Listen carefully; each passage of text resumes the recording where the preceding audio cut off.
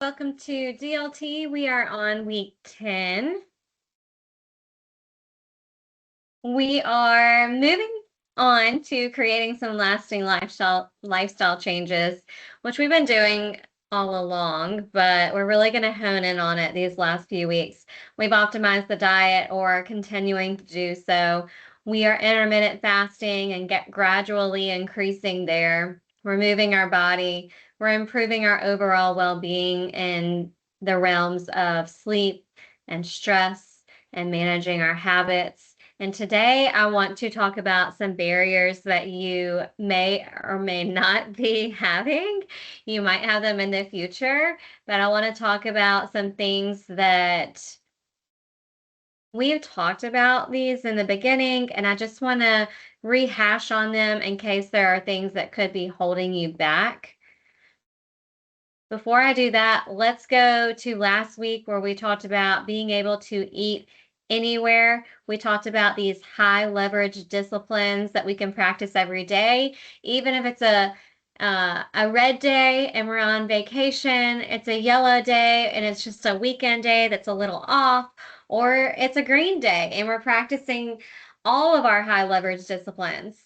The idea here is to start the day off on the right foot because each positive thing that you do that moves you closer to your plan and keeps you on track will continue to move you towards your result and your long-term gains, which is a way of developing these things into habits that just come naturally, right? If we practice them every day, whether we're on vacation or whether it's the weekend, or if things get a little wonky, like our schedules or ice storms come in, we still have a few high leverage disciplines that we're going to hold on to no matter what. And then keeping in mind that just a few errors in our judgment that start becoming repeated every day will lead us down the road away from our goals that we are looking to achieve. Some high leverage disciplines ideas I gave you last week were preparing ahead of time is really the biggest thing for most of us. Knowing the menu before you go, especially eating out. This is in regards to being able to eat anywhere. Checking the menu out, having something on hand with you. Also, just for day to day, going to the grocery store and planning out what you're going to have that week, even if it's just for the first couple of days of the week, at least it gets you on track for the first couple of days until you can catch your breath, and then you can keep going from there. But preparing ahead of time is huge in creating these high leverage disciplines. Prioritizing protein and healthy fats no matter what. So focusing on some type of grilled meat, fish, salads, veggies, and swapping out those carbohydrates where we can. And then practice makes perfect, knowing that it probably will never be perfect, but we want to go into our meals with a goal in mind. And it's not that I've done so great and I'm just going to eat whatever I want at this meal. It's I've done so great and I want to keep my momentum going. So these are the things I'm going to focus on. And learning something each time that you eat out or go to a friend's house or have a gathering. How can you make it better each time that you do it, so that you do hold on to those high leverage disciplines instead of letting it derail you the other way? All right, I want to talk about fasting through the plateaus.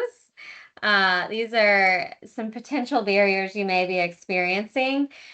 Fatty beverages. So this is the first one because this is actually a training wheel. That's what they call it in terms of fasting. But adding the fat to your coffee or your tea is considered a way to get you away from the sugar in the coffee or tea and also help you through a fast in the beginning when fasting is harder. The more that you exercise that muscle, the easier it's going to get.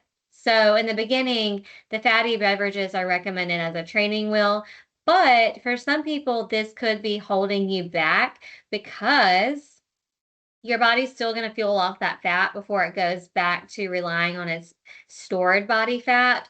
So, for example, if you pour a like full fat, like whole milk into your coffee and you put it in a Yeti and you're drinking on it all morning long, that's going to be fueling off the fat in the coffee versus the fat stored in your body like you want it to all morning long. So, one approach for this is you could take it out if you feel like you're ready to do that. I like just a little bit of unsweetened almond milk in my coffee or my tea, and that's going to burn off pretty quickly. And I drink it within a probably 10 to 20-minute window. So try not to drag out the coffee or the tea if it has fat in it. Now, if you're pouring a black coffee or just regular green tea into a Yeti cup and you're drinking on that all day morning or all morning long, that's fine. That's like drinking water. It's not going to affect your fat storage and how it's burned. So keep that in mind in regards to fatty beverages. Also with sugar, the more cravings.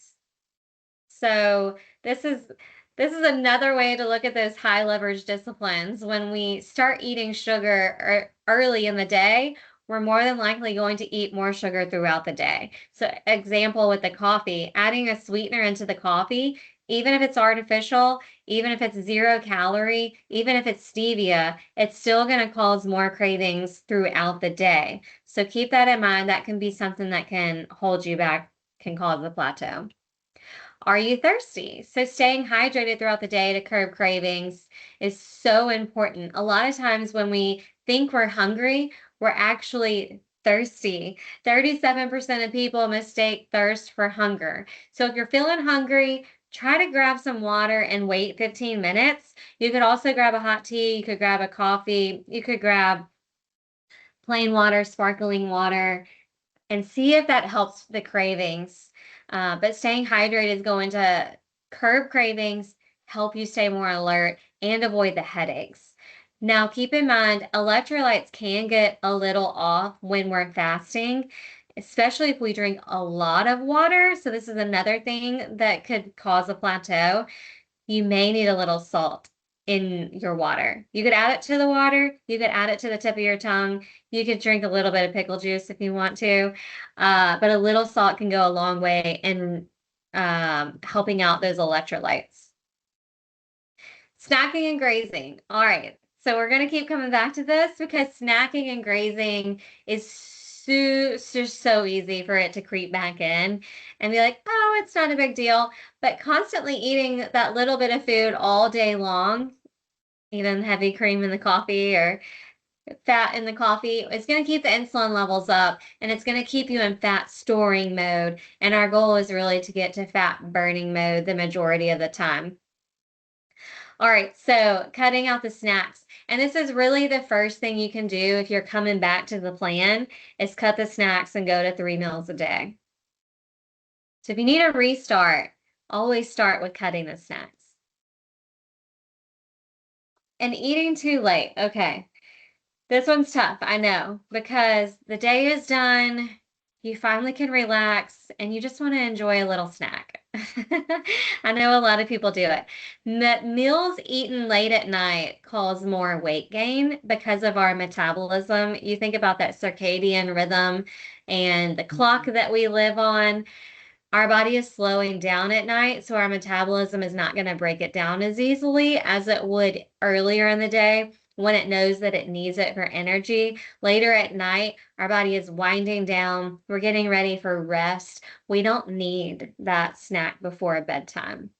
So our body takes much longer to process it because it's not in a burning mode at that point. It's in a slowing down mode at that point. So the meals that we eat later in the day actually cause more weight gain and fat storage than meals if we ate that same meal earlier in the day. So eating our dinner earlier and cutting it off at that time is really our best approach. So cutting snacks would be the first approach to coming back on track. The second thing would be cutting off our mealtime as early as possible. Soon as dinner's done, then we're done eating for the day. Nuts and dairy are tricky because we really like these two things and they're on the plan. And it's like, yay, I can eat as much peanut butter as I want and as much cheese as I want. They're both fats. We can't eat those, but we want to keep them in moderation because we can still easily overeat on those too. And they're fat, so they add up in calories really quick. Okay, so for just a simple visual, we want to keep our nuts to a quarter of a cup. We want to keep nut butter to 2 tablespoons, and we want to keep dairy to 4 ounces a day, which is actually a decent amount of dairy if you think about it. But that is going to include like cheese, yogurt, sour cream, butter, those type of things that you may be consuming.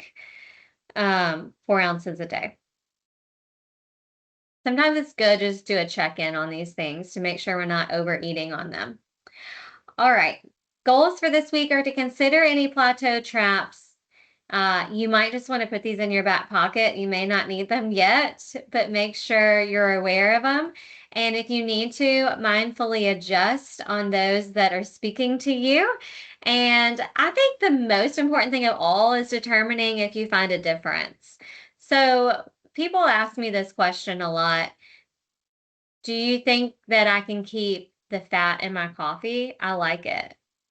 And I say absolutely. If it's not holding you back from reaching your goal and you enjoy it, then yes.